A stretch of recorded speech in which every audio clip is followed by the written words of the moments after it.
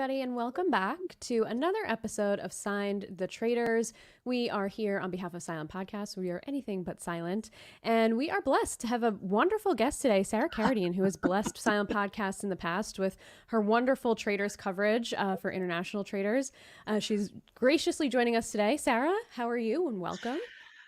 I don't know about how gracious I'm going to be that you assigned me this episode. Yes. What in the, I would say, if I was in Australia, is this completely meaningless cliffhanger?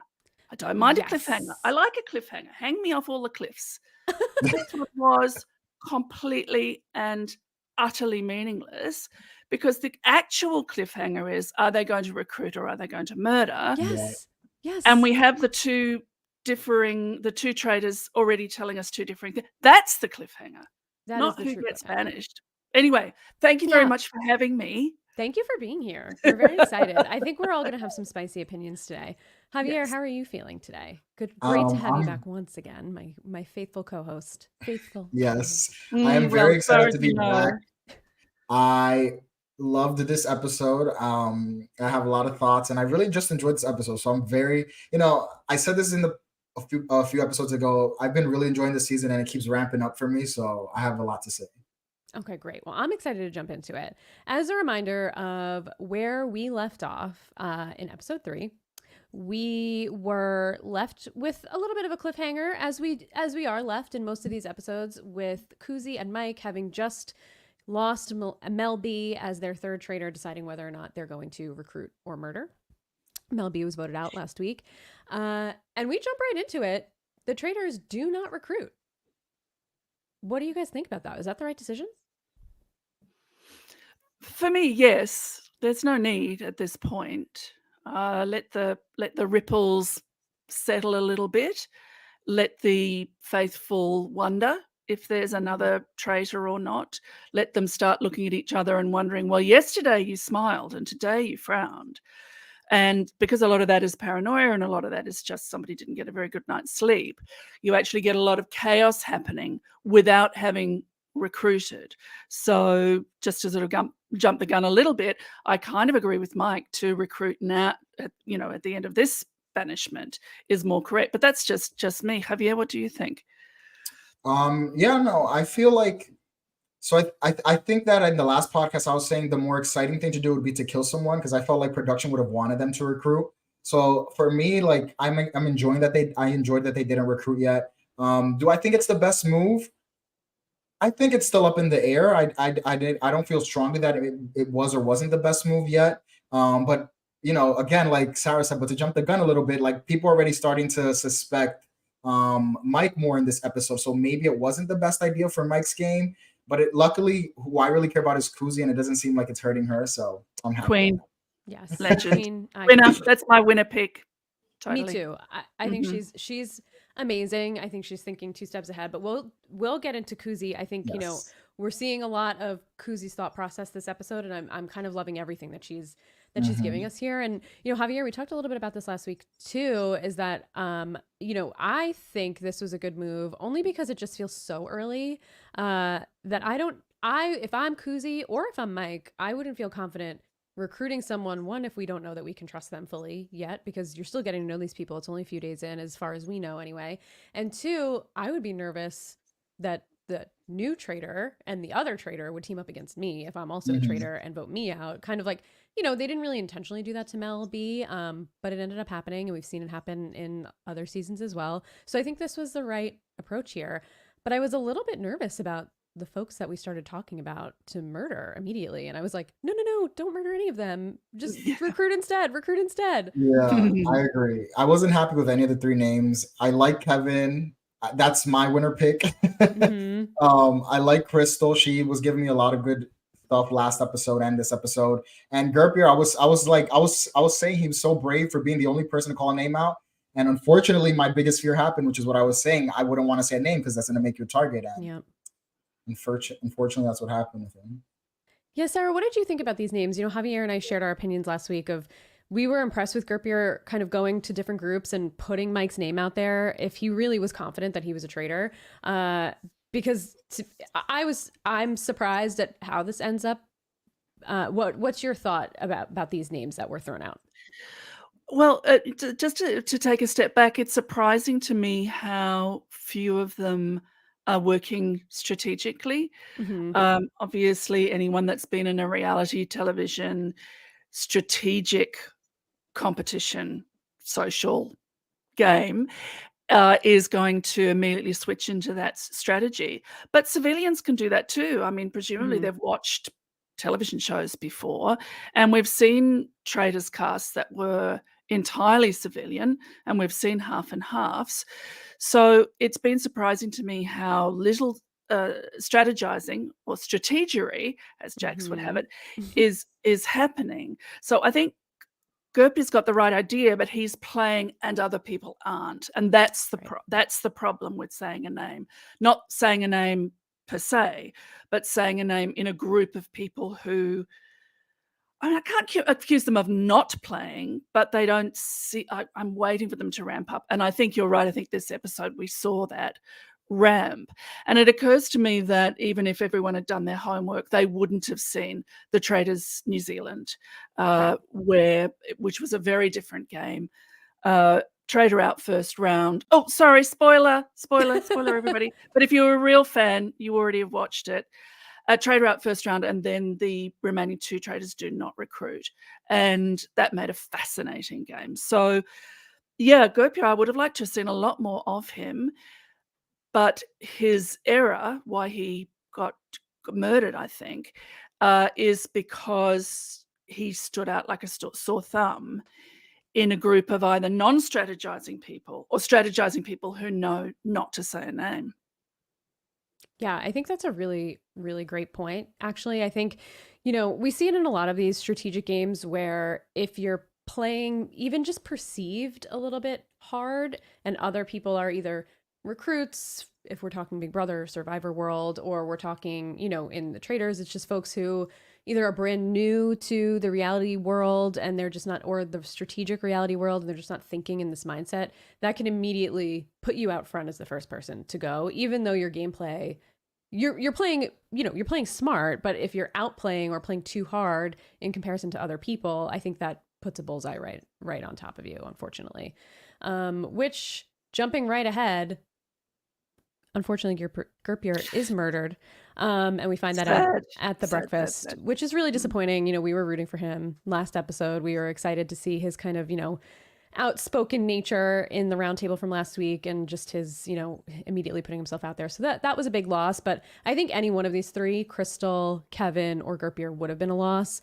But what would you guys have done? Who would you have taken out if you were the Traitors? Good question. I think that I would have taken out Trevin. Is that how you pronounce his name? Trevin? Yeah. I think it's Trevon. Trevon. I think it's Trevon. So sorry again, disclmer, guys. It's the name. We should disclaim at the top. We don't know these people's names. None of us know these people's names. We're working on it. That's a really interesting pick. To say more about that, because I wouldn't have picked him. But now you've said it, of course, it sounds exactly right. So I don't know. I feel that Trevin or Trayvon, sorry, I'm gonna stick with Trayvon, guys. Trayvon was I don't know, I feel like he was saying things that were incorrect. So it would be someone who you would, I'm trying to understand. I'm trying to actually wait. Let's take it back. So I think that I still would kill Trayvon. But I think the reason why I would kill Trayvon is because I feel like he has some attention on him. And I think that in the last episode, they went for someone who had no attention on them at all. And I think if they kept going for these smaller people, it's going to raise awareness that it's someone, these people are particularly taking out the quiet ones. And I think we saw something similar to this in Traitors US, where they were like, if you don't talk, you become the target. So I think that, try to get someone in the middle who's talking sometimes and not all the time. Because you don't want to get out, I wouldn't want to get out someone who's loud and wrong all the time, because that person's going to keep having the eyes on them. So I would have gotten some. I feel like he was a safe middle pick of someone who's talked enough, but is also not very under the radar. So that's why I would go for Trayvon. How about you, Sarah? Who do you think you would have? Well, taken I out? was thinking I have to keep looking down at her name because it goes out of my head every time I look up again. Donna the Psychic would be Oh, a Donna. very good candidate for murder, but we haven't heard her say any names. The problem with these psychics, apparently there has to be a psychic on I every know. single Traitors cast. They're not, I'm famous. They are not psychics, Yeah. but they either believe they are or they don't believe they are, or other people do or not. No, Mhm. that's actually immaterial, because whether you believe in anyone's psychic ability or not, if they get fixated on one or two names, people will go one of two ways. One is, I believe in psychics, therefore what they say has validity. Or, I don't believe psychics have psychic ability, but they might say my name. They might Mhm. say my name, and then it becomes, it is given some weight. The thing is, we've seen so little of her. I was startled to see her at the round table last night in our timeline. Mhm. So she would be on my list, but if she's been quiet, I might leave her, and I might go for Gerlin, because I think that's right, Javier, the idea of someone who's medium playing. I think where they went wrong with Gerpia is the double think of, oh, he said Mike's name and therefore he Mhm. was killed and therefore it's not Mike. Mhm. That started to work and then it came around again, Mhm. and that was always the risk. What about you, Katie? Who would you murder?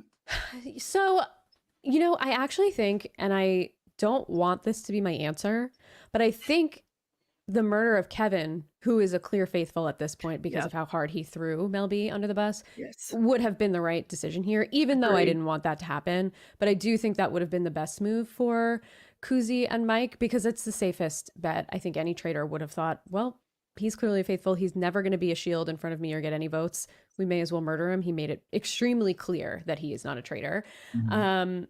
So I think, unfortunately, as much as I don't like the move because I like Kevin, I do think that's probably where my mind would have gone, because it just seems like the safest choice, and any trader would have done it. Or you could have explained it away. And anybody could have explained it away. It wouldn't point a finger directly at one person. Where Gerpier, this is risky. This is a risky move to me personally, and I think we talked a little bit about it last week too, Javier. But it just feels like there's a chance that everybody could say, which they did, this is so obvious that it wouldn't be Mike. That would be crazy if he was a traitor to do that. But then it's like, well, that's probably why the traitor did it, because it would be so crazy that they would never do it, or that people would think it wouldn't be him. So, and Sarah, as you said, it did kind of come back around to him. We didn't really see a ton of traction there, but we did see conversation about it. I don't know. Mike is playing a little bit of a dangerous game here. Mhm. Yeah, and the next time on indicates that there's a lot more heat on him. I mean, we've Mhm. been fooled by next time ons before, but Yes. that seems to be where it's going. Sarah, I would love your opinion on our friend Magic Mike here, because Javier and I have a lot of thoughts about him, and we've shared them over the last few weeks. But would love your Yes, you take have. on our friend, Magic Mike. I think he is a good choice as traitor by the production. He's just playing too much. That's all. Mhm. He's so excited by the game, and which of us would not be, particularly if we're a Mhm. traitor? He's so excited by the game, he doesn't have the restraint that Kuzi has, which is just sit back, speak Yep. enough, because, I've been in mafia games where if people don't speak, they're accused. And we Right. see this in traders games, particularly as the days go forward. Well, Javier, you've never said a name. Why have you never said a name? That's very Mhm. suspicious. So he just needed to sit back, and I think the killing of Gerpia is too clever, and Kevin would have been perfect, because you could just say, oh, it was revenge. Yep. Mhm. Obviously they killed him because it was revenge. Obviously they killed him because he's a great traitor hunter. Obviously they killed him because he is clearly a faithful and won't be banished. So Mike didn't need to work this hard. He's a performer, though. He can't help Yes. himself. Out come the cards, out come the so in his Fire. the fire. So Mhm. in his profession, he forces people to look a certain way. And so that's how he's playing. He's trying to force the players to look a certain way. Yep. where he hasn't realized he can sit back and just let them swirl and step in and touch where needed and step back, which is how Kuzi's playing. Yep. 1,000%. The only, 1,000. the only thing I want to comment on real quick is Sarah, I think it was really interesting that you mentioned Donna, because now that you mentioned her, I just realized like Donna was kind of the main target I felt in episode 1, and she's actually pivoted pretty well. She went from someone who everyone was suspecting to no one suspecting, and now she's kind of just sitting back minding her business. So I mean, I just kind of wanted to highlight that from Donna. I think she pivoted well, and actually I think she is going to now survive a long time in this game for someone who, like, in the beginning I pinned as one of the first few out. So good for her good for Dawn on that aspect, that she's been able to pivot so well in the game. Yeah, I actually almost, Sarah, similar to what you said, you were surprised to see her at the round table. There was this quick scene of her talking to, I think, Dom, and I was like, oh, Donna. I actually forgot about Donna, which I feel like the first episode was centered around Donna almost as the main character, and she just totally faded into the background. I don't know if it's more of the edit or just that, the game has just moved so quickly that it just, everything shifted from her, but we haven't seen her name come up at all, so good for Donna. I tend to trust, for no reason, I tend to trust the edit of this Traitors season. I think we are seeing what we need to see. Obviously, we're not seeing everything. Obviously, it's an edited product. And when we comment on people, we are commenting on their not only their presentation on the show, but how the show presents them. Right. But I feel like I'm being told all the threads of every story that I need, so that as the story moves forward and someone gets banished or someone gets murdered or people have an alliance or people fall apart, I think, yes, the editors, gave me what I needed to get me to this point. Right. So I think that, yes, she had such a highlighted episode 1, and her quietness now is what I trust the editors to tell, that they're telling me, oh, she's quite quiet now and flying under the radar a bit. So that's my opinion. I could be wrong. No, I mean, I agree with you. I think, if her name was popping up at all at this point, I think they would show us at least, one, if there's just a quick, like, after the challenge, someone's mentioning Dawn. I do think we would see that. So I think she really has taken a few steps back and has maybe calmed down a little bit, or, things have, again, just moved so quickly around her, that it's could be in her benefit, at least at the round table, but maybe not according to the Traitors. So I guess we'll just have to see what happens to our girl Donna. Well, she knows. She does. Her spirit's told her. Yes. She has a vision. Let's jump ahead into breakfast, because this is a very eventful breakfast. The most eventful breakfast that we've seen so far this season, which I love. I love a dramatic breakfast. Any breakfast that gets dramatic and people arguing is my favorite part of this show. And we got that this week. So, the funniest thing, and I wrote this in my notes, is that the first group that comes in is talking about Mel B, and they're like, kudos to Mel B. She played such an amazing game. And I'm like, did she play an amazing game? In what world? Yeah, in what? How did she play an amazing game? She was caught as soon as she took her blindfold off, Kevin clocked her, and then everybody knew it was her from there, and she got eliminated at the second round table. So I don't know. That was an interesting comment to me. So I wanted to make sure we chatted about that. But the cast knows. I mean, they're immediately clocking. Did they recruit a traitor? Did they not? Yeah. Maybe there's 4 traitors. So it does seem like they've watched previous seasons and they know kind of what to expect, or at least were briefed on, that's a possibility. But I was pretty impressed to see that, this cast really seems to understand at least the mechanics of the game, which is great. But as soon as Fierce and Mai come in, they're hot. They're coming in hot on our guy Rick. Javier, we love Rick. Sarah, I don't know how you feel about Rick, but loving Rick so far. He's giving us great TV. Such a good episode for Rick, and for me, if you're watching this live, my name says Rick is the truth, because this to me, Rick was the star of this episode. I have so many lines, and we'll get to them as we talk, but I love Rick this episode. So yeah, Rick is great. They if they wanted to get rid of him, they should have murdered him last night. Now he is the game. I don't know that I'd like to be in a room with Rick or play a game with Rick, but I love to have him on my television screen, and he's ruthless. Like, he is ruthless. My thought, social strategy game players, come on. Exactly. My thought here, would it have been the right move for Kuzi and Mike to recruit Rick and just dangle him as traitor bait? It's a good question. I think, as we were talking earlier, he has a little bit of implicit immunity now because of going so hard for Mel B and her proving to be a traitor. It's not unknown for But I traitor think on he traitor violence, voted but for Mickey, right? Last week? But I He think and him and Mickey Mickey were voted the two that were like, for "Oh, each let me just other. go on Rick," and then Rick Yes. celebrated like, "Yes, I got a vote," and then Rick voted for Mickey, like, "Fine, since he voted for me." Yes, they threw votes on each other, which is why Fierce was so, I mean, Fierce already, I think, thought Rick was a traitor, but now Fierce is firmly convinced that Rick is a traitor. so to recruit Rick, you would be saying there's a little heat on him and he will go before me. Are you I'm recruiting thinking- him as a good addition to your team, or are you recruiting him as someone to push over the cliff? I think I would be recruiting him to push over the cliff. I think if I'm Right. Kuzi or Mike, I would maybe think about recruiting someone who would absolutely get votes before me, especially if I'm Kuzi, because she's so in the background that I don't think anybody would even consider voting for her at this stage.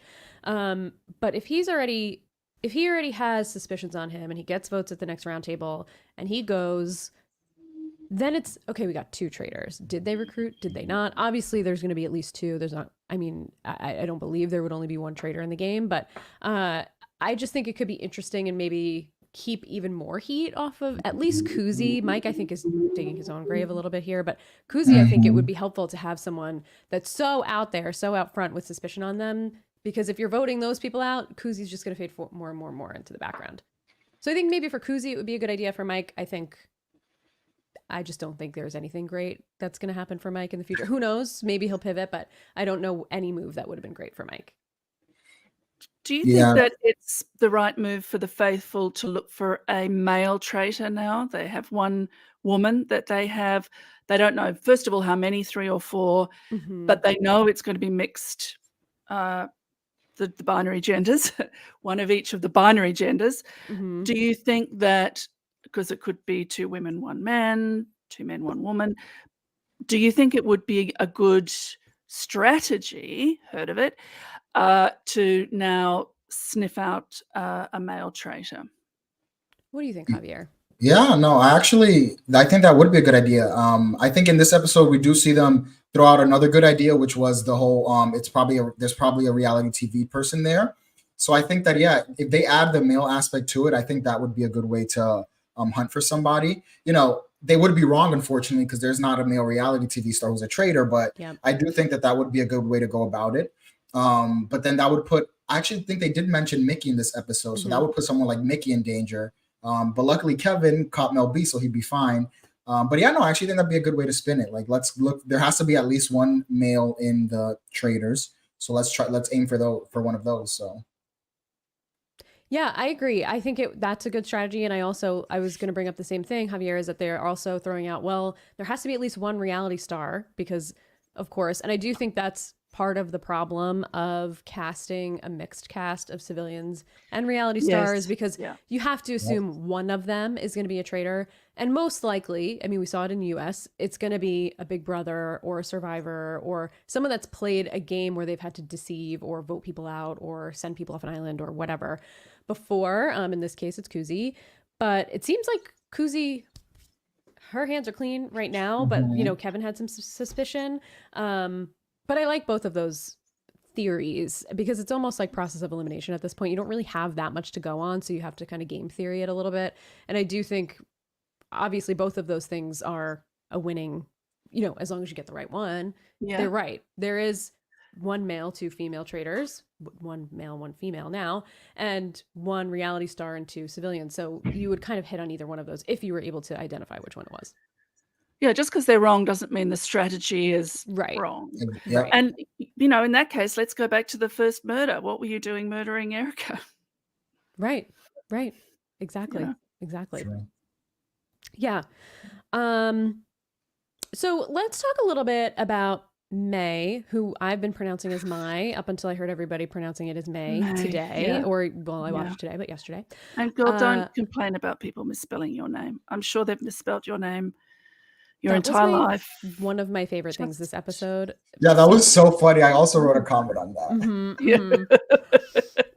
It's like they're voting for you. It kind of doesn't matter. Yeah. And then was it Crystal who took the Yeah, Yes, she took loved it. I loved it. Brilliant.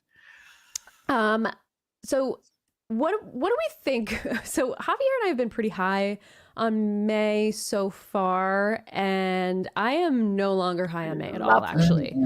I love her. I love You her love more her. now that You she's love a her more terrible now. mess. Yes, she's a mess. Yes. I don't know if either of you have worked in kitchens, I have but not. I have worked in kitchens in my youth, my youth, in the 80s, where there was a lot of, anyway, you can imagine. Kitchens are very hierarchical. Mhm. So I found it incredibly interesting in the plane challenge, which, happened, that with May as the chef, as the chief, she was spoken over. And this is just, you just don't do that in a hierarchical setting like a kitchen.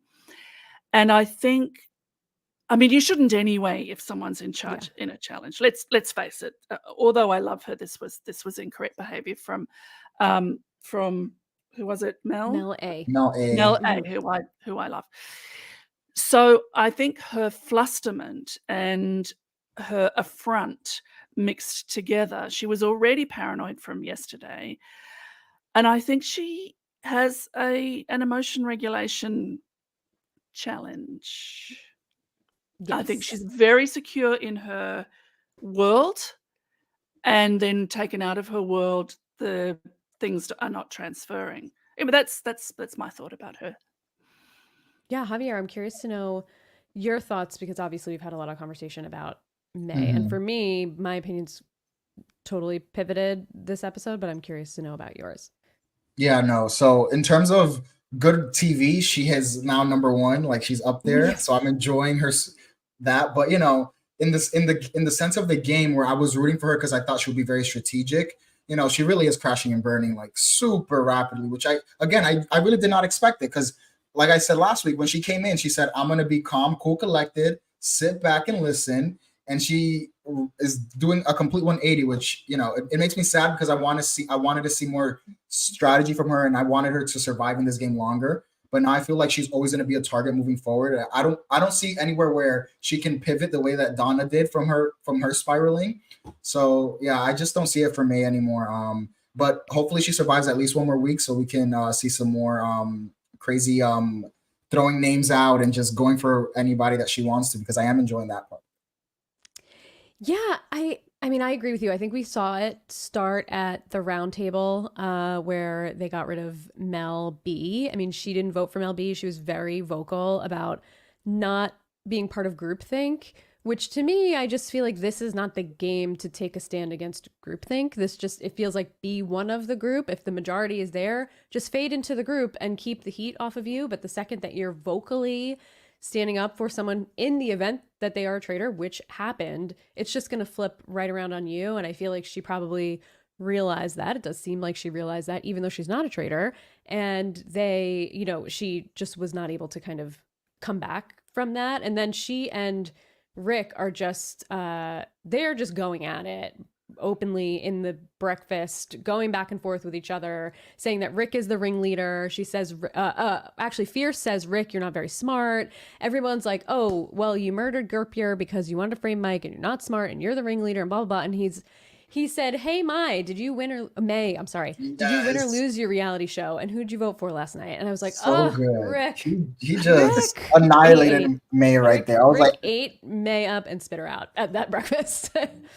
And he also tried Fierce. He goes, Fierce, is it Fierce or Paulo this morning? I was like, oh. I know. Like, Rick, this is what I'm saying, Rick is the truth, because he was just going to be good TV. I did not know Rick had this sass in him, but he is just shady, and I loved it. I just loved all the shade he was throwing.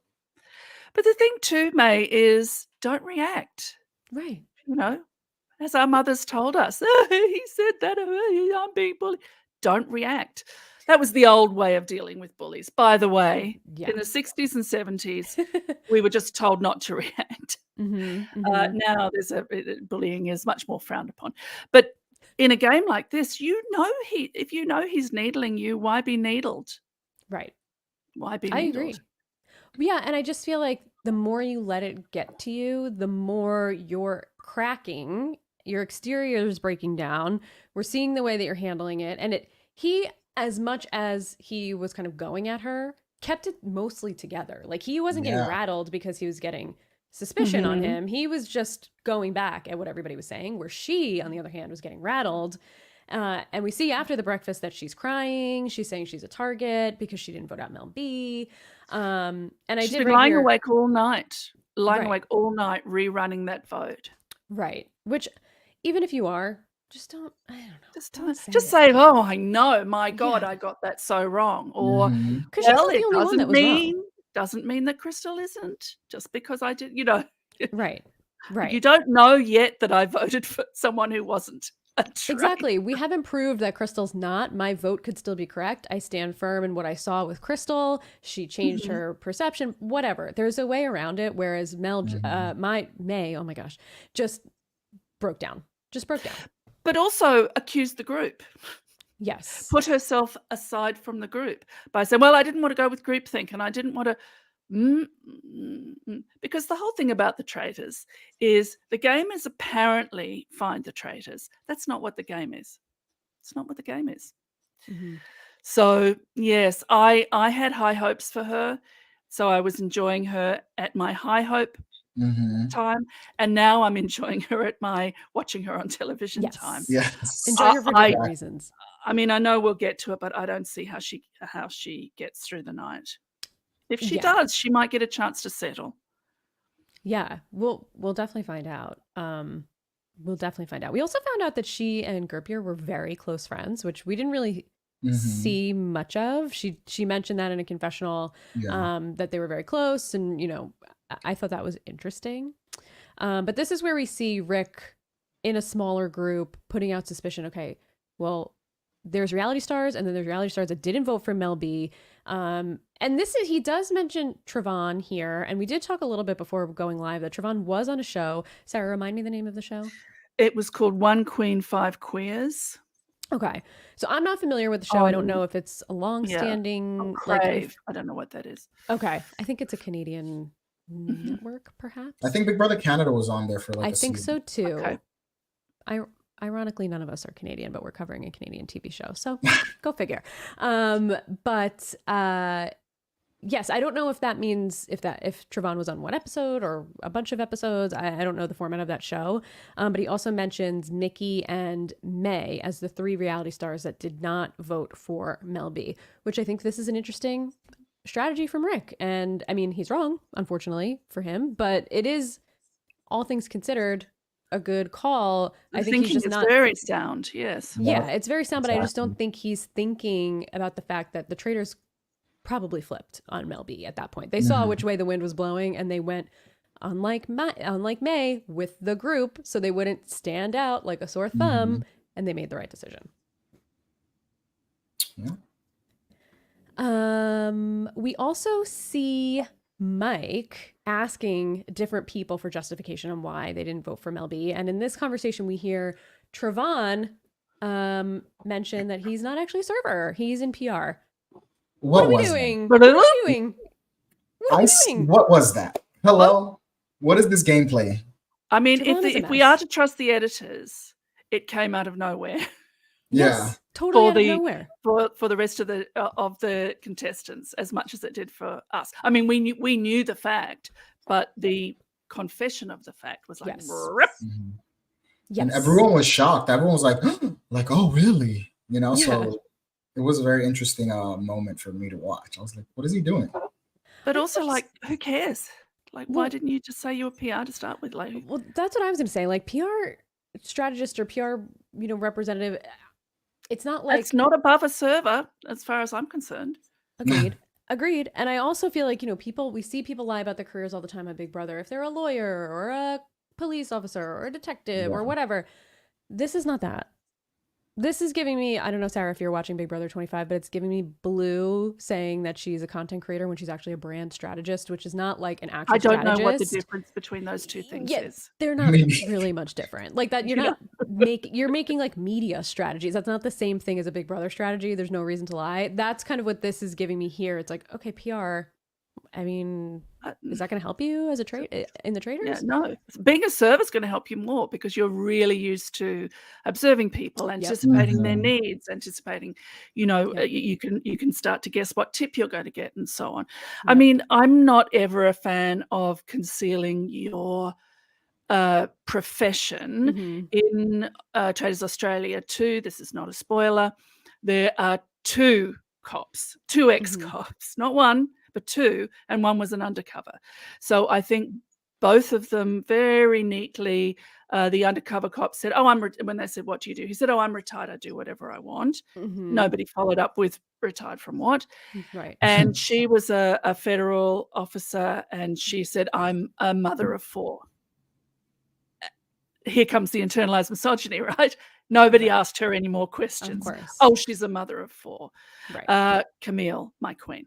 So I in that case, I think yes, but the stress on you to hold that lie makes you behave in an unnatural way. And people are going to go, why is she always a bit strange? And you've always got to remember, it's like if you lie about your age. So if I, which I never would, went on a show and lied about my age, I would have to change all my, pop culture references. I couldn't say, oh yes, I watched the moon landing live, because people would go, hang on, aren't you supposed to be 45? So, oh yes, well, I watched a video of it. Right. On a video cassette, on a beta play. Like you've got to do so many adjustments. I think that the pressure isn't worth the outcome, particularly when so what if you're a server or a PR person? So what if you're a brand strategist, or a content creator? The strategy totally and brand strategy doesn't mean you're good at strategy. Right. Exactly. And I totally agree with you, Sarah. I think it just changes your whole everything. Your job, unfortunately, in the culture that we live in, is a big part of your life. It's a big part of your day-to-day. You have to change every story that you have to fit this narrative that you're a server instead of a PR. There's things that you have to hold back that you would normally say. I think about that too with, lying about your age on a Big Brother or Survivor or whatever. You have to plant yourself as being born in a different year. And you're right, shift everything forward or backward depending on which way you're going. And it's just like, you actually maybe weren't there, or you were a different age at that time. So it's just, I don't know. I agree. I feel like it just feels like way too much trouble, especially to reveal it a couple of days later for basically no reason. Yeah. Without any prompting. It was just, I don't know what he was doing with that in that moment. And, later on he tries to explain his thought process, and his thought process didn't make sense either. So he's literally just digging a deeper hole throughout this whole episode about this job lie. And and in that instant, you give in these type of shows, it just takes one little thing for people to flip on you. So to come up with a lie, people are not going to think who knows what else you're lying about. Yeah, what else are you lying about? It was just a very bad play on his part. And his reasoning was that Crystal was kind of like giving him like a wink, saying you're not really a server. So then he just decides to tell everybody that, oh no, Crystal knew. So I thought she was. I mean, like what? How does that make her a traitor? Maybe that just makes you a bad liar. Exactly. I don't know. I actually think it was May. I wrote down in my notes that May was trying to catch Trevon in a lie, not Crystal. So my mistake there. For some reason I thought it was Crystal, but I guess it was May. Rick and May continue to get into it in the car. It sounds like they hashed it out off camera. We didn't see them come to a resolution here. But they're still arguing a little bit in the car, sort of saying like, well, I still think we're good, but I still think you're a traitor. Well, I still think you're a traitor, but there's no reason to make it personal. We're good personally, but game wise, I'm assuming you're a traitor. May says she felt personally attacked by him, and she believes that he felt personally attacked by her, and they're just playing a game. I do not think anything that we saw warrants a personal attack, or, saying that it was a personal attack, but I don't know. What do you guys think? Do you think Rick hit below the belt at all? No. And I don't think so either. And from my viewing, it really seems like May is coming for Rick. Yes, Rick I was agree. not saying May's name. May's the one who brought up Rick and was coming so hard for Rick, and was getting, and like Rick said at one point, May was getting loud with him, and Rick was just standing there like talking to her at a very normal tone of voice. So yeah, this whole from my perspective, I feel like May has been instigating the drama. So then for her to say that I feel like Rick is attacking me, I was like, girl, what is this? Just and I don't think anyone's being personally attacked at all. Like, No. again, this is a game, so everyone needs to chill. You can argue, but don't turn this into a personal type of game, because no, I don't feel like either of them have been personally attacking each other. No, I don't think so either. What do you think, Sarah? Do you feel like either Well, I of them think, hit below the belt? I think you can say, we're good now. I still think you're a traitor. Well, I still think you're a traitor. Okay, well, let's align. I'll Yeah. protect you at the banishment table, and you protect me from murder. Like, Oh, there's I a would love world that. where you cozy up to a known traitor. And we've Yes. seen that as well and it's a really good strategy. Don't let them know that you think they're a traitor. Cozy Mhm. up, get protected from murder, and then try and not be banished, and then work it out in the end game. I think that just because you know someone's a traitor doesn't mean you should banish them Yeah. necessarily. Yes. Agreed. I think it can all, there's a time and a place. And especially if you're faithful and you think you can make it to the end, there's always the end game to get rid of the traitors. You don't have to banish them at the round table. Might benefit you to bring a known traitor to the end game. Well, also, if you banish them at the round table, now you've got to figure out who else is a traitor. Right. Whereas Exactly. if you know in your mind, Yep. okay, that person's a traitor, who do they talk to? Who do they, distinctly not talk to? Who might the traitors be? And just fall under their protection while looking at them with your big eyes saying, I know you're completely faithful and so am I. And how are we going to get these bloody traitors? Mm-hmm. Exactly. There's theories going around that they're actually going after each other as a strategy, and they're both traitors. I didn't write down who said this, but I was like, that would be maybe Fierce said it, I think, actually in the car, that maybe they're both traitors and they're going after each other, which we kind of saw at the round table a little bit last week, which, Javier, we talked about last week, and we'll get there when we get to Mike, but yeah. Anyway. Fierce is just like Einstein, as we know. Many theories. One of them's going to be right. Exactly.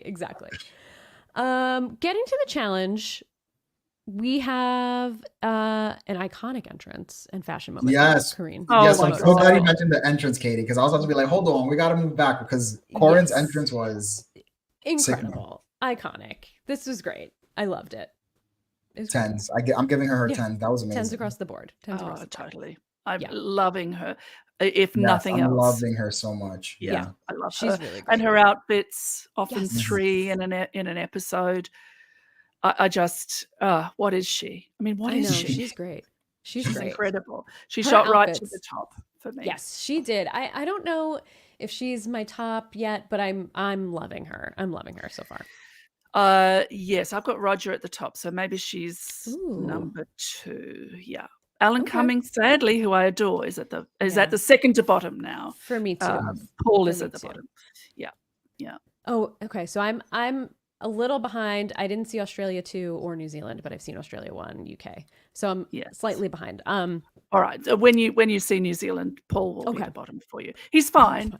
But he's like an announcer. He's more like an announcer than anything else. Okay. Yeah. And I love Claudia Winkleman and her she's my number 1, I think. Yes. So Corinne for me is battling with Roger there at the top. I do like Roger too. I don't know. We have some pretty great hosts, I will say. Yes. Yeah.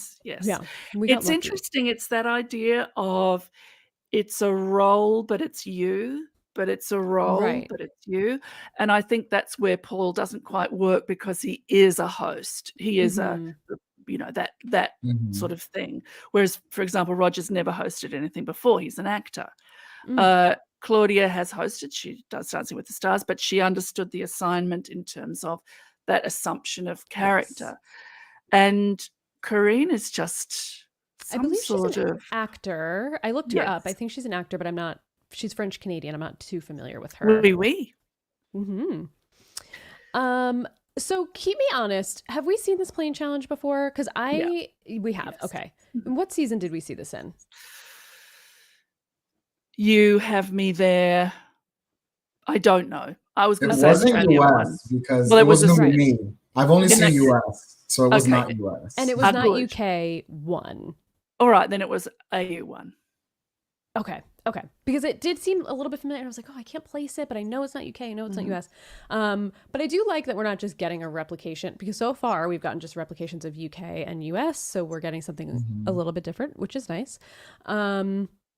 Essentially, for anybody who didn't catch the explanation or fast forwarded through the challenges, as many of us tend to do, the planes are filled with cash. And there's 2 teams. Each team has a captain, and the captain is looking at puzzles, I guess we can say, or diagrams that they have to recreate then on the ground with large shapes to indicate to the pilot of the plane that they're able to land. Both teams have to get it correct and rebuild the diagram correctly in order for the plane to land.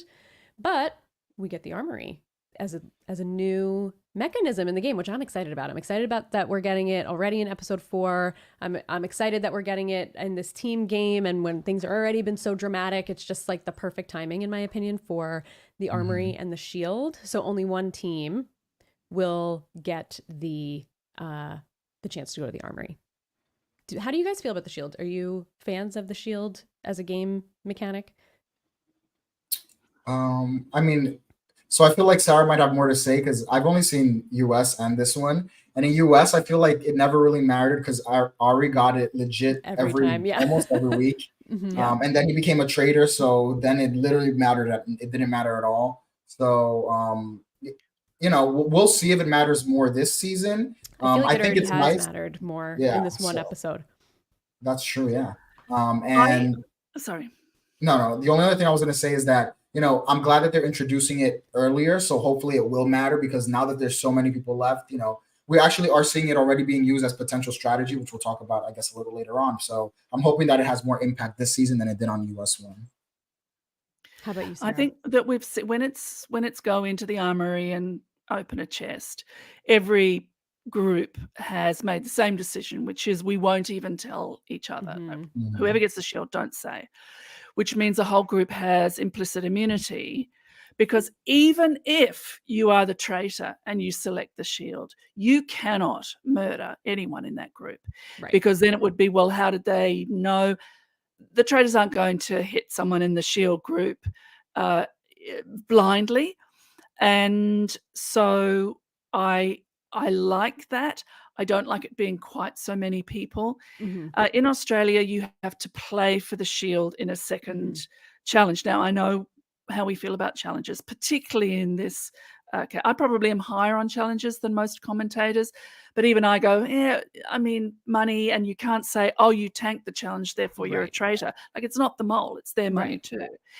But the interesting thing in especially Australia 1 is, oh, you fought very hard for that shield. Was there a reason? So it's a public shield, which has a very different flavor from this kind of group shield that we see.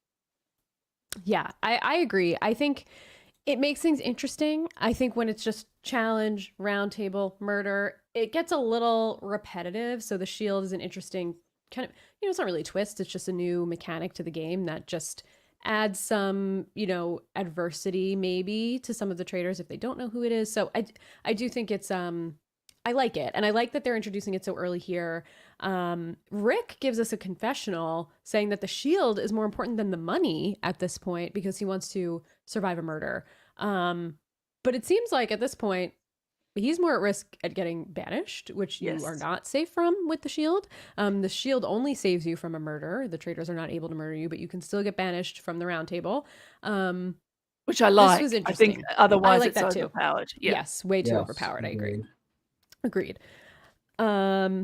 So interesting choice from Rick there. But we do see everybody breaking up into teams. We see Kevin wanting to be the captain, which is not surprising to me not at all. Shocking at all. Yeah. Yes. And Mai deciding to be the other captain, which I thought was a huge misplay from Mai. Agreed. I was just like, Mai, you've been a mess all day. all day so far. Everyone has seen you become a mess. You have suspicion on you. You're kind of breaking down. And now you want to be the leader of a team, which puts you right in the line of fire if your team doesn't do well, which it does.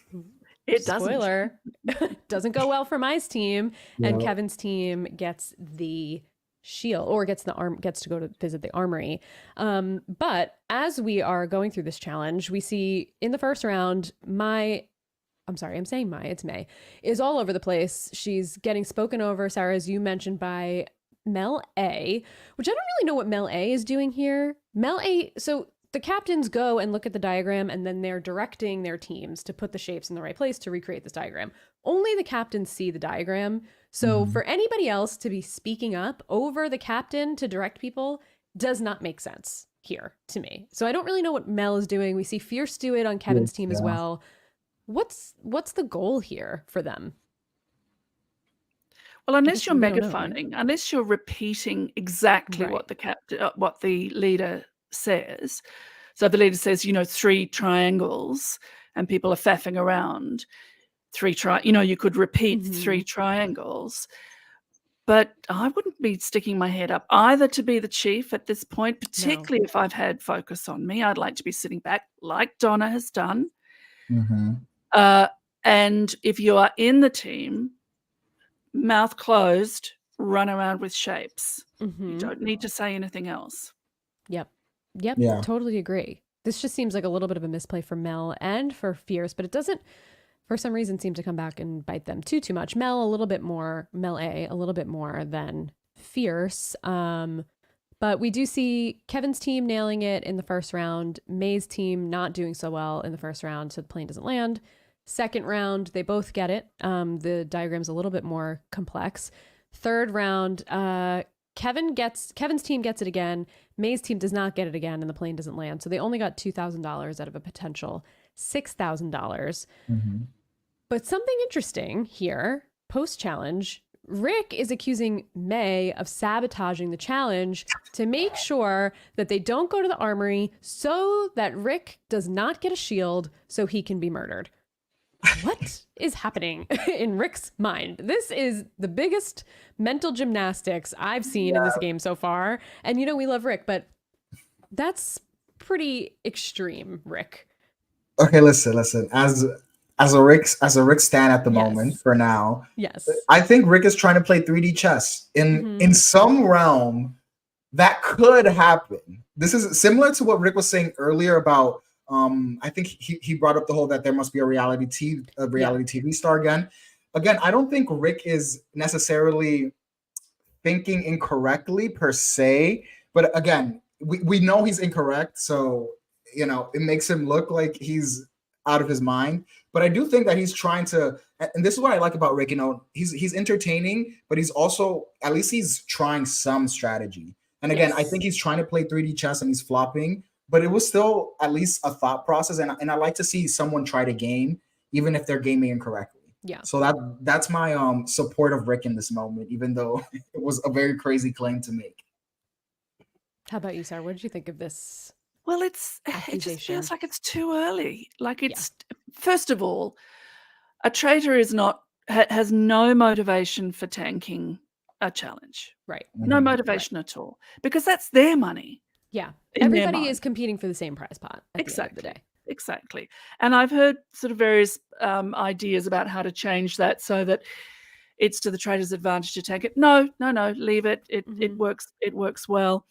I'm hoping that money lost is never returned. Me too. Yes. Because I'm not fond of this. And one last challenge and you get everything back. Yeah. And it's such an easy challenge, the last one. It's like, come on, make it a challenge. You're going to get it. Right. I mean, we did have in AU2, again, it's not a spoiler, it's just a mechanic, about 3/4 of the way through, here's a challenge where you can get back everything you missed, but it's your last chance. And it's not, that's nice. It's not the last challenge. We still have some time to go. So I'm hoping that like in UK, it's like, if you don't make that money, you don't make that money. But Rick's thinking he could take a breath. Even if she is a traitor, we saw from breakfast, that she's spiraling, and we see in the challenge that she's getting very frustrated. You know that when a pot is on the boil, you can just leave it. Mm-hmm. You can just Yep. leave it to sizzle over. You don't have to be the architect of everything. Yeah, I agree. I actually think Rick giving this theory gave more credibility to May inadvertently, because it just seemed so out of left field. And I think, Sarah, what you said earlier, if he articulated it as, I could see why a traitor would want to throw this because I'm on their team and they want to murder me, and they'll know for sure that I don't have the shield. So they'll know that I'm safe to murder at the end of the night. He didn't articulate it that way. He was just saying, I think the perceived power is that if a traitor's on your team, like you said earlier, Sarah, like no one's going to get murdered from that team. Mhm. So she wouldn't want anyone on that team to have the power, so they could still choose to murder Rick, or she could choose to murder Rick. But I don't think he was thinking about it that way. I think he was just like, she has her sights on me and she wants me to go, and she does not want me to get the opportunity to get that shield, which just feels like there's 7 people on the team, I think. My math might be off there, but I think it was around 7. Yeah, it's 7. Yes. 7. It's not a guarantee that if May's team wins that Rick is going to get the shield. So Mhm. it just seems very far-fetched to me. Yeah, and it's also like, throw more shade on her. Oh, didn't win your Right. season and can't control a group of people putting shapes on the ground. Maybe you just suck. Yeah. Maybe I'm giving you too much, I'm giving you Okay. too much power to say that you did it deliberately, Yes. because you clearly at your best effort could not even. I mean, if you're going to be. Right. If you're going to be taking shots, I think there are shots. There are different shots to take. Yeah. All I'm gonna say, one yeah. last thing, again, as the Rick truther, I'm telling y'all, I already foresee in like episode 6 or 7, there's gonna be a challenge when one of the traitors is gonna say, "I'm gonna throw," so someone doesn't get the shield, and then I'm gonna come back to this and tell y'all, you see, Rick was wrong Rick at the was right. time, Justice but his for Rick. thought process was Yeah. right, because I foresee it happening. I don't think that's a bad strategy if I were a traitor No. later on, like maybe So, like yeah, final 10, with smaller final 8. numbers. Yeah. Yes. If there's So, 3 people, like we saw in Yeah. US, I think Ari went in with 2 others and ended up getting then I Mhm. think, yes, it totally makes sense. But yeah, we're a little too early with too many people with getting the opportunity to get the shield. Yeah, and also if it's timely, if like this person has to go tonight or we are all Yes. lost. True. Yes, but you want 3 or 4 in a team, not 7. Mhm. Yes, exactly. Kevin in the car says to Mike, I believe you are faithful because it would be way too obvious for you to murder Gerpier. And I was like, Kevin. Famous last words. Kevin, you should know better than this. I just couldn't believe that this strategy was working, especially on someone like Kevin, who has played these types of games before and knows not really to trust, as things appear. So I had to take a note about that because I was pretty shocked. I thought maybe he thought he was, but was cozying up to him. But then we need immediately him in the chair saying, well, I pretty much think Mike is a traitor, but I'm flattering him so that I get closer to him. But I didn't feel it was that at all. No, I didn't think so either. I didn't think so either. This is where we get Donna talking to Dom. They're both feeling a little bit stressed. Lots of talk about Mel A adding some complications to the challenge, but it doesn't feel like that's putting suspicion on her. It's just Trevon is now annoyed about the poor communication and annoyed about the mistakes that were made in the challenge, which, okay, that's fair, Trevon. You guys did have very poor communication. So talk it through as a crew, figure it out. Right, exactly. Calmly is the key. Yeah, and then we don't get good television, so I don't know. I know we don't want calm discussion. We want mess. We need explosive personalities. That's why they're on reality TV, guys. Yes. We get some good Crystal moments here talking to May, and this sealed my. I thought Crystal was great from the get-go, but this really sealed it for me. She really called out May and asked if why did you defend her so much? Were you in an alliance with her? And you lied about my reaction. And Crystal was not pleased here, and she thinks May is a traitor. What did you guys think about this conversation? I thought this was great from Crystal. Well, for me, I thought this was so this episode for me, Crystal has like skyrocketed in terms of strategizing. We also see a lot when we get to the roundtable, some good strategizing from Crystal there too. But yeah, it's true. Like, why listen to Mel A? You are the captain, and this is your role is to lead the team. So you should have just ignored her completely. So I think this is another situation of someone playing the game and they're targeting the wrong person. But I do think that it is a smart way to approach it, because it's true. There's no reason that May should have paid any mind to Melee in this case. And then May again does not handle this confrontation well. Again, we see May get flustered. So even if May is not a traitor, I feel like she's playing this game so poorly that I'm gonna want someone like that out. And this was another interaction where I think May could have handled it better, and maybe we could have had a better outcome. But I think Crystal suspecting her more makes sense just because of the way May is getting so flustered when she is not even a traitor. So I think she handled this very poorly. I think so too. I mean, if you've seen even one episode of any Traitors ever, which we must assume that they all have, you know that if you're second last into the breakfast room, you are on the chopping block, because the producers are trying to make good television.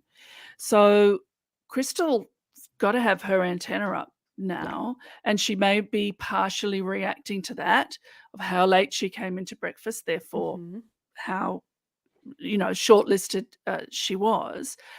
This was such a great episode for Crystal, and I just wrote, she is going to be big mad when she sees this back, because she touched the box with the shield and then she changed.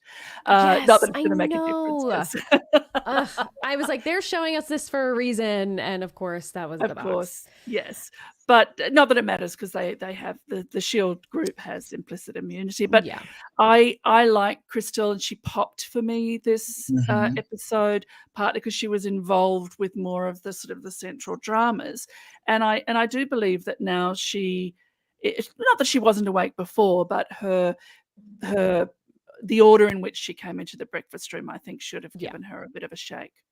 I think so too. And we also get from Crystal calling out Mike for his bold gameplay at the roundtable the night before, which we talked a little bit about last week, Javier, that Mike really teed this up to Mel B to have a defense, and she called it out immediately and was like, what did you rehearse it so she could give this well thought out, well spoken speech? And we did see the two of them have that conversation of like, I'll try and get the suspicion off you. Kuzi tells us in a confessional that it was not actually rehearsed, but it may as well be, because the way that it came off. Mike, it just seems like he's a liability at this point, but I just thought this was somebody picked up on it from Mike, and I thought that was great. And especially if she's picking up on that from Mike, and then, obviously Gerpier said his name and got voted out, or got murdered. I just think Crystal might be clocking Mike sooner than anybody else is clocking Mike, and I love that from her. I mean, again, Mike doing too much, because get to the round. Mel C's name has been out in the ether since they took their masks off in the first day. So you're going to a round table. So do you think there is any world in which her name doesn't come up, at which point she can defend herself? But no, Corinne says, the floor is yours, to speak as you will. And Mike just goes, boom. It's like, Mike, this is where this idea where he feels he wants to direct and misdirect and direct and control people is actually letting him down. And Crystal clocks it. Yep. Javier has compared Mike to Christian from US season 1, where he is just feeling very bold and empowered by being a traitor. So he just does too much and plays himself a little bit into a corner. And I think that was a perfect example of it. And Crystal is picking up on it almost immediately. He has a little bit of that ego where he's like, oh, I'm like feeling the high of murdering someone. No one knows it's me. I'm just going to like play risky, and I just don't think it's going to work out for him in this cast. US cast, fair. I mean, they didn't have their thinking caps on, the majority of them, almost all of them.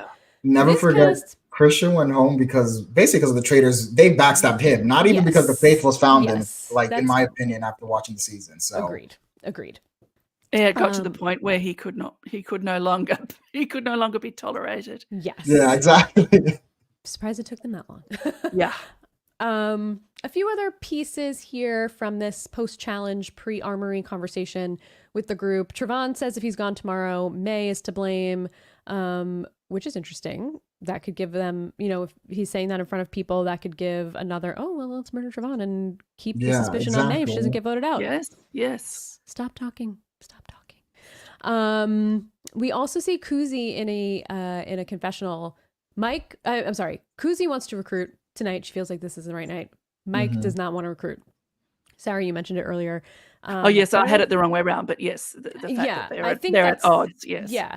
I don't know if it was when we were live or pre-going live. I know we were chatting a little bit, but you had mentioned this would be this is the cliffhanger. This is the cliffhanger. Are they recruiting or are they murdering? We got the cliffhanger last week, but this is really, they're at odds this time. Yeah. Give us the cliffhanger this week instead of where they left us off at, which we'll get to at the roundtable. But I want to see more of this conflict. We don't know if it's really going to be a conflict, but a conflict between them. Anything else here? Oh, Kevin also tells May that Rick said she sabotaged Kevin the instigator. I live. Yes, Kevin. Yeah, shit stirring. I wrote down. Yes, exactly. And she's like, "Well, I'm going to go confront him." And then he's like, "You didn't hear from me." Yeah, do it. Yeah, and he's like, "Okay." That's a great idea. Yes, and she starts the fight and she's yelling at him.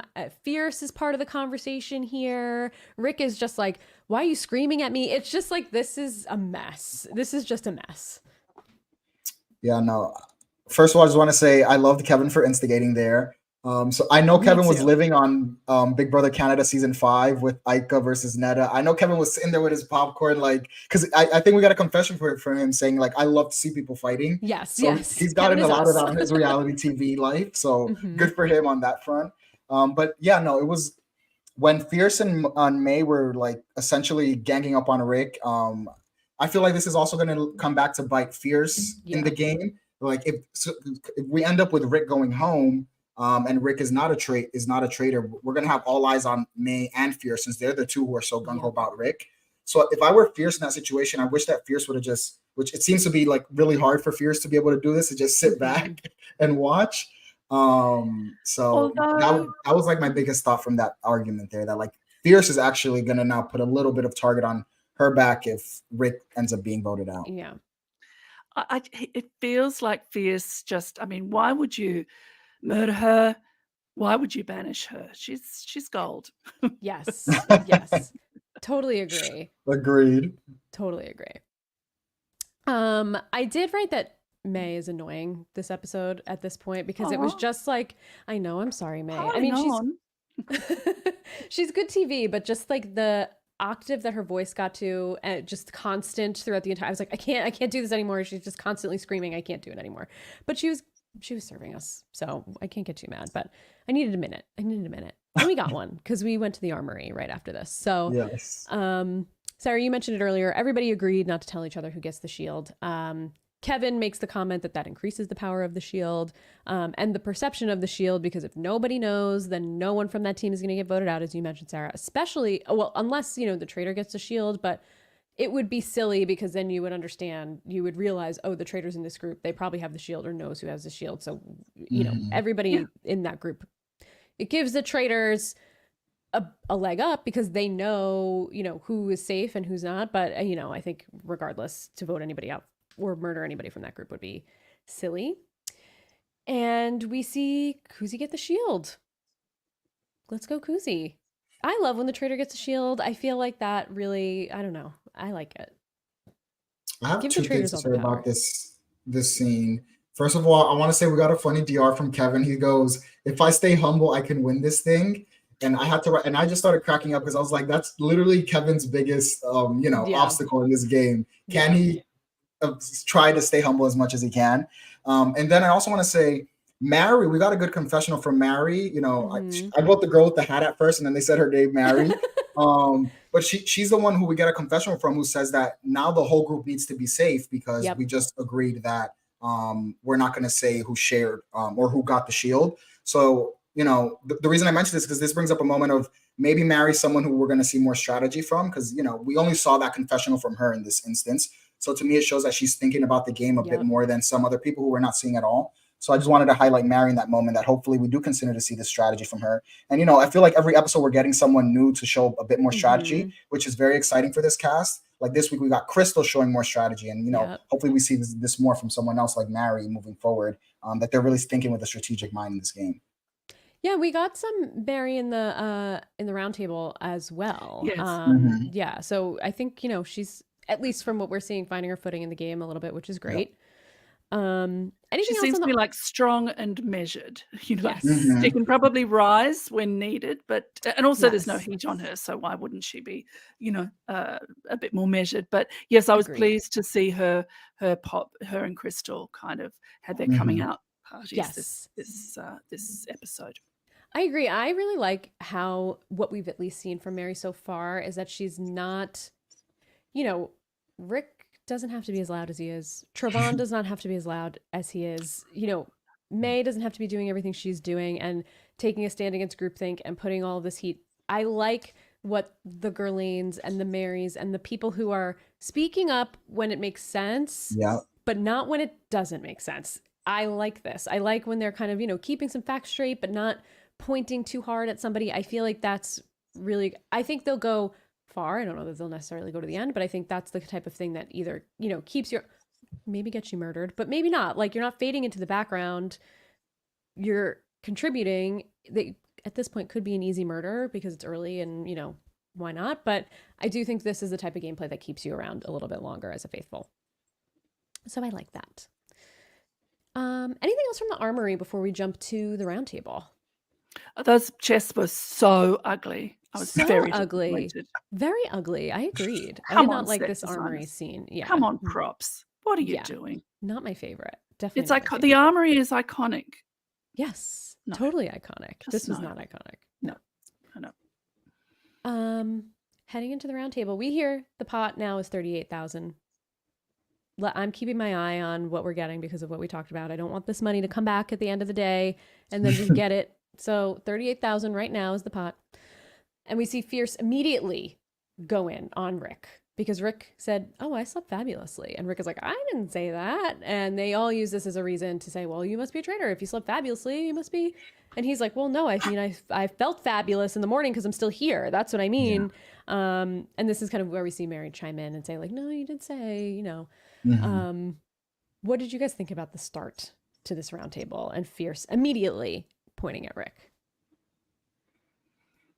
I just think this was another moment of what I was saying earlier, that Fierce being so loud all the time.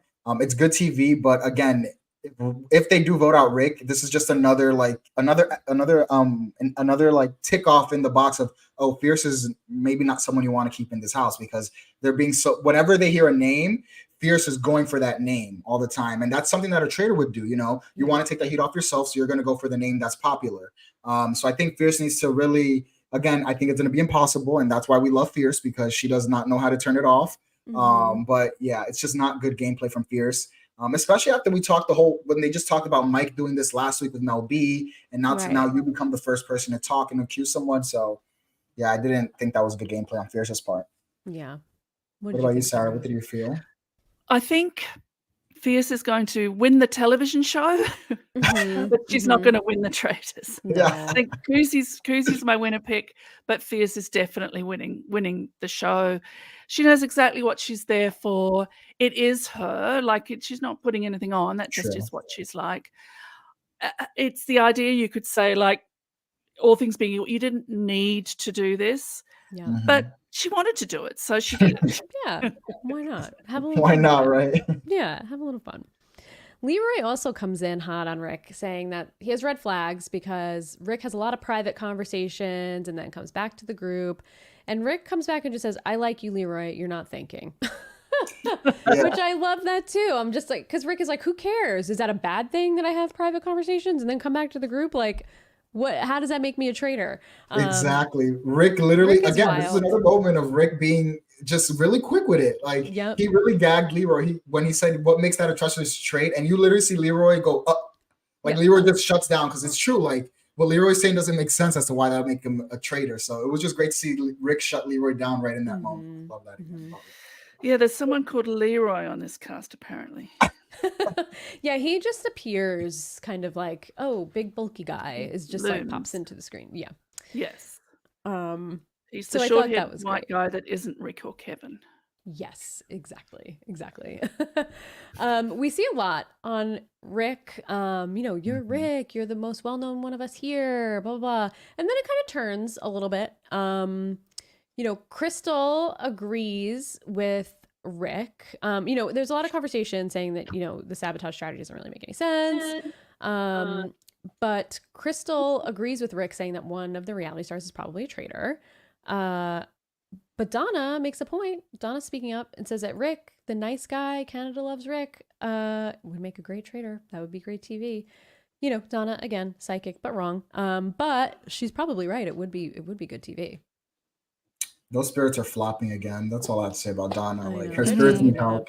nap. They're on vacation. They need to go back to, I don't know where spirits learn things, but they need to go back there. I agree. They learn things in a school. Ooh. This is where the things start to turn. I think Gerline says that when he talks to people, he's an interviewer. Like, his job is, he interviews people. He's a media personality, but that doesn't make him a traitor. That's just how you speak to people. And Kevin kind of agrees. He's just a showman. He's not a traitor. I don't think you're a traitor. You're just a showman. And then we get some heat on Trevon. And we get a clip of Kevin saying that if Trevon's a traitor, he's a faithful, he's the worst faithful in the history of the show. And Kevin, you're wrong. I'm sorry. There's a lot worse. And their name is, oh my God, what's the guy's name that I keep referring to him as from US? Quentin, Andy and Quentin. Quentin, yes. Quentin is the worst traitor. The entire cast faithful. of AU2. Oh, they're that bad? Makes me excited. That makes me excited to watch. Well, it hasn't been renewed.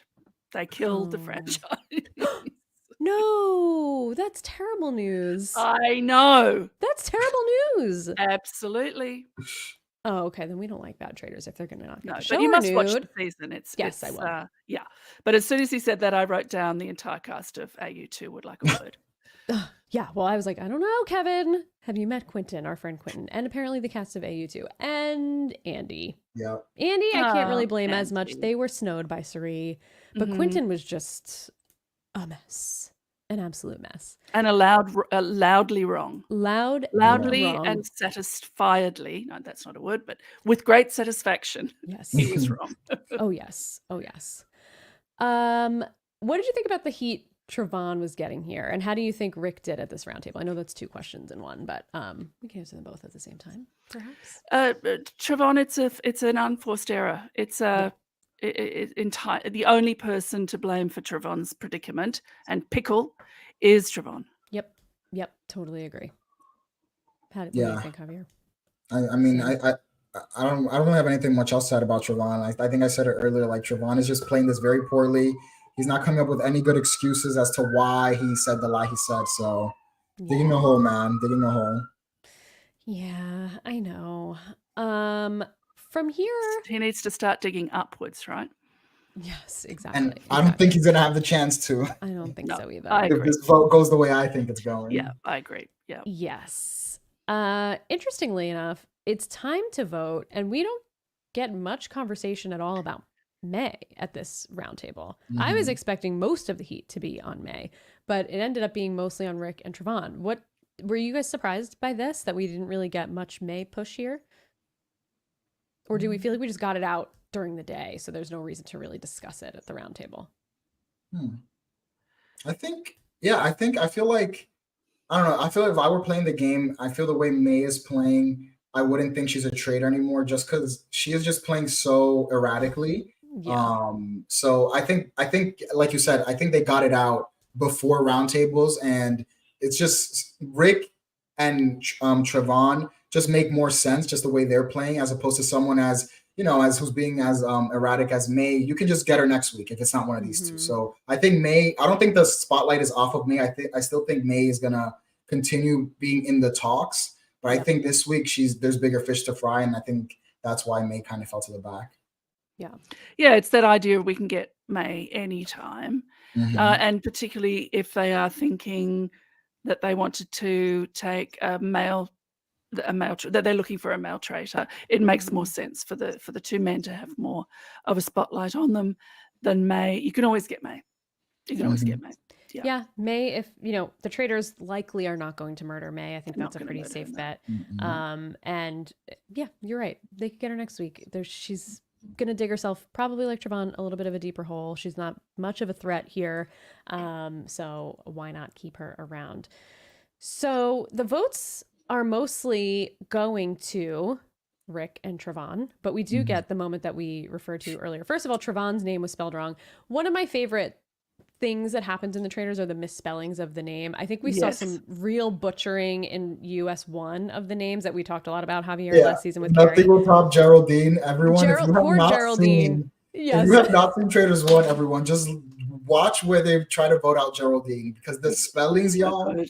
are Oh, absurd. a And then who mess. just gave up and wrote G? G. Yeah, Yes. Yes. At least they didn't write J, right? Right. so good, Shockingly. man. Yeah. So good. So I love when I see the misspellings. We got some misspellings of Melissa's name last week too. I noticed Mel B, but Rick votes for Trevon, spells Trevon's name wrong. Crystal votes for May, Mae. As we said earlier, May was like, it's with an I. And Crystal takes her thing back, crosses So it out, petty. and I writes the loved I. And I it. was like, Queen. Crystal's everything to me I right now. It loved was it. so Another good. great moment of So Crystal good. this episode. It was really great. Wordlessly. Wordlessly. Yes, Just, it was amazing. okay. Mary very votes little- Trevon. Sorry, No, it's please. curious to me at this vote that we don't get any. Well, the person I voted for was, or Right. sorry, buddy, I think you're great, but like we didn't Yeah. seem to, which I actually quite liked. I have I to like say. that Mhm. too. Who have you I voted like that for? too. Boom, boom. Just Yeah, say like it. we don't need Don't the sugarcoat everything. I'm said sorry, everything. I regret my vote already, but I voted okay, keep it. Just keep it. You voted, let's just go. Mary votes Trevon. May votes Rick and writes, I'm not sorry. And it underlines the not. Just such a mess. But it was so funny. So funny from May. Like, just these two, I want them both to last forever because I just want to continue seeing them go I'm for each other enjoying it. because I it's so agree. fun. Trevon votes for Rick, and then the episode ends. Then I'm like, wait a second. Did my Just- episode skip? What? Wait, Pointless. Furious. Angry. Without even like it just ended. And I was like, oh, what is happening here? Okay, I you thought we were maybe going to a Your commercial. thing had cut. You thought you Yes, didn't I have thought the my end of the episode cut. Yeah. This is mind-boggling to me, this Pointless. this cliffhanger. Totally Pointless because we know who's going. Don't we? I mean, Sort of. Do As we? much as one can. I are think we it's all going to Trevon. say who we I think's think going it's home? Trevon. I Yeah. think it's Trevon. I'm Trevon. like 99% sure it's Trevon also. The edit's Yeah. telling us that. Yes. It makes no sense to banish I was going to call her Emily, May at this point.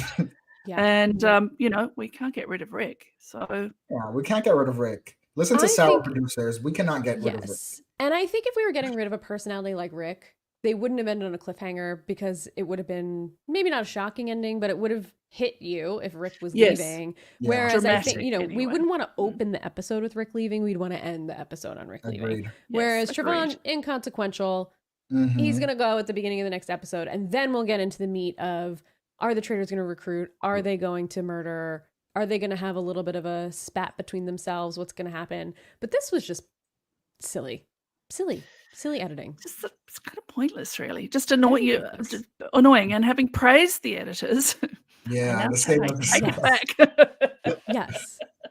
I mean, because And then- ultimately every episode is really ending on a cliffhanger, right? Who's going to get murdered? What's going to happen? But the cliffhanger, and we already have the cliffhanger. Why shift it earlier? It just doesn't, Mhm. I don't know. It almost felt like the timing was off because they added the armory and maybe they didn't know how to like properly time the episode with all the drama and the Mhm. armory and the challenge. But I mean, you can cut some of the challenge out. We don't need all of that. I guess. So I guess save the whole round table for the beginning of next episode. Right. That too. Yeah. That Then, too. then it becomes satisfying narratively because Yes. it's like it's time to vote. We don't hear any Mhm. votes, and then the next episode is the votes beginning, and you can give Yes. more luxury to that. they need to hire vote. Sarah. Sarah, they need to hire you. you. Just Like, vote. really do. you'd be a better editor than whoever's editing at the moment. Yeah. This is not Storyboard good. the whole Well, thing for them. they are under instruction, so we must give them that. But yes, if it's not Trevon, I will have to turn in my watching reality shows and talking about them card. Yeah. Mhm. Yeah. The Agreed. setup We is too would be clear. snowed. Yeah. We Yeah, would be very snowed if it were. snowed. Yeah. Very. Well, so if it's someone else, give it to, like either way. If it's Rick, Right. give it to us. If it's May, give it to us. If it's Trevon, give it to us. Right. Mhm. Agreed. Overall thoughts so far, we're episode 4. I don't know if we're at the halfway mark necessarily yet, but we're probably getting close-ish, We're maybe. going from 14 to 12. Yeah. Yeah, this is probably the half. I think there's going to be 10 episodes. I think. Yeah, so maybe next week we'll be halfway. What are we thinking so far? How are we feeling about Traitors Canada? I said it in the beginning, and I'm really enjoying this season. I feel like every episode is better than the last. This episode, we got a lot of good drama, a lot of good TV, and more importantly, we're getting a lot of players, which I really like. Again, I keep comparing to the US version because that's the only one I've seen, but it's compared to the US version. Here we have a lot of people who are gaming and at least trying to game. And every episode, we're getting someone new get the spotlight. This episode, we got it from Crystal, who's becoming a gamer. And like I said, Mary's also has some game savvy to her. And then even Katie, you mentioned Gerline. She also has some game savvy, which I think there's more to come from her. So I'm excited to see that too. So we have so many potential people playing the game. And every week, minus this cliffhanger, which I think is a terrible cliffhanger. Usually every week they leave me waiting to, oh my God, I can't wait to see what's going to happen next. But this week they left a little bit of a sour taste in my mouth with this cliffhanger, but I'm still excited for the rest of the season. Yeah, it was a slow burn for me. I mean, I watched the first episode, and if it hadn't been for Corinne and Fierce and the fact that I will watch it anyway, I would have stopped watching. I mean, there was no chance I was going to stop watching, but I thought, how am I, and it's the format isn't new. Right. I mean, seeing Fierce run a kilometer was fantastic. Yes, but again, it was wonderful. So I thought, oh, what's happening? Second episode, slow build, and I feel this is the coming out party of the show as well. is this episode, and yes, Gerline, I feel like it's going to be her turn to pop soon, and really the people who don't interest me, Leroy, Mickey Man Bun. And Dom, there's someone named Dom. Oh my God, Dom, yes. Yeah, I feel talk about Dom. that we're not going to see, that they're not going to be, they're going to be cannon fodder, as it were. I could be wrong. I think so. No, but I feel like we've been at least introduced to everybody that we're going to hear from and that are going to be the chief mechanists of the game. So I'm warming on it very nicely. Yeah, not reluctantly. I'm thinking, great. Okay, let's see what the next potentially 6 episodes holds. What about you, Katie? Yeah, I'm really enjoying it. It's even, I wasn't thrilled about having some reality stars, some celebrities and civilians. I much prefer an all civilian cast. I think casting folks, UK season 1 and Australia season 1, I loved both of those casts. I thought they gave us so much. And I felt like in the US, the celebrities, of course, overpowered the civilians because we got some civilians. But I'm not minding it so much in Canada, which I'm happy about. And it's giving me more of this non-US energy that like UK, it's kind of a little bit similar with the chaos of UK season 1. And I'm liking that. I think it's been great so far. I think I agree. It was a little bit of a slow burn. I was away when the first episode aired, so I caught the first, I binged the first 2. And I think maybe watching them together helped me not feel like the first episode was so slow because we had a little bit more in the second episode to kind of leave me off on a high note. But I'm really liking it. And I hate to hear that Australia is not renewed because I think the Traitors format in general is great. It's not confirmed that it's not renewed, but the channel just had its upfronts and talked about the Amazing Race Australia Celebrity has been renewed and various other things, and the Traitors was not mentioned. Notably missing. Yes. So it's not confirmed that it's not renewed, but it that gives it a huge question mark. Yeah. And we're all very sad. Yeah, that is very sad. Especially because I think, Australia season 1 was my favorite season so far. First out of the gate. Yeah, and it was great end game. So far the That's best. That's not a spoiler. It's just a great end game. Great end game. Great. Yeah. Javier, you should I know you get burnt out binging too much Traitors on top of Traitors, but it's a great one. But I'm just happy to be here, happy to be talking about it, happy to see Kuzi doing so well. I was so excited to see her coming in. Happy that she's a traitor, and I think she's playing great. So I don't know, I'm enjoying it. And Karina's great. Great host. I will say, let's get some new challenges or change the mechanism for the challenges. Yes, That's my one criticism for Traitors across the board, not necessarily, Yes. the challenges are a little, we could do without them. We saw some new challenges in AU2 and in New Zealand, so I hope that they've been plucking and Okay, selecting, great.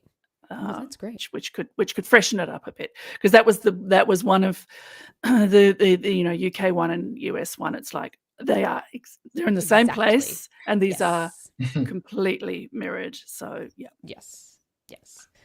All right. Any final wrap up thoughts before we sign off? Oh, thank you so much for having me. This has been an enormous pleasure. Thank you so much for being here, Sarah. You're welcome Of course. anytime. Anytime you Oh, want to talk thank you. Traitors, let us know, and you're more than welcome. And in the meantime, where can folks find you? Folks can find me at Sarah Carradine on all the things. And here on Silent Podcasts, I'm covering the Amazing Race Australia Celebrity Edition with the star, and in our hearts, the winner of Traitors Australia 2, Ooh, okay. Annabelle Fiddler. That's not a spoiler. She Okay. was the queen of our hearts. Okay. Great. Javier, where can folks find you? So everyone, you can find me at _the Starboy on Twitter, sharing all of my thoughts on all of my favorite shows.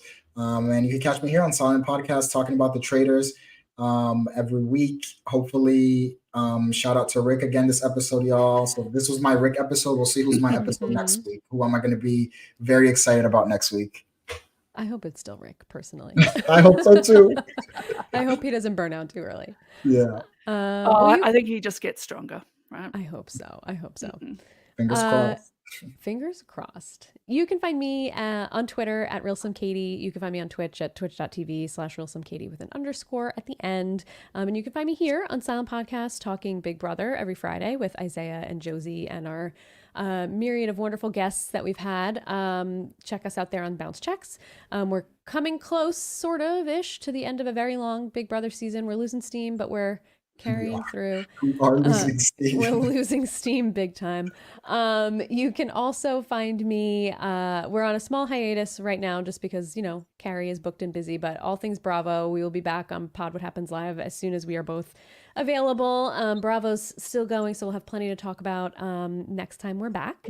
And you can find me here talking all things the Traitors on Sign the Traitors, of course, as you're listening. So thank you all so much for being here. Do some quick plugs for Silent Podcasts.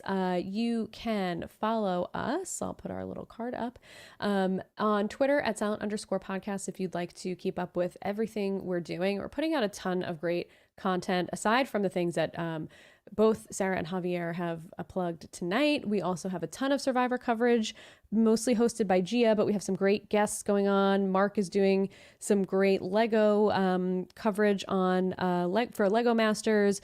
Not Javier, you're Javier. Isaiah and Sasha just kicked off House of Villains coverage, which honestly is probably the best show on television right now. It's great. If you're not watching it, watch it. So yeah, we have a ton of stuff. Sabrina's doing Amazing Race US. So there's a lot of stuff happening over on Sound Podcast. So make sure you subscribe on all of your audio platforms and follow us on YouTube. Not everything is on YouTube though, so definitely check us out on any podcast platform where, wherever you get your podcasts, we are there. And rate us, like us, subscribe to us, give us a rating. Only if it's 5 stars. That helps us get discovered in the algorithm. Until next week, signed, the Traitors. By the order of the Traitors, we're saying good night. Good night, everybody. Bye, y'all.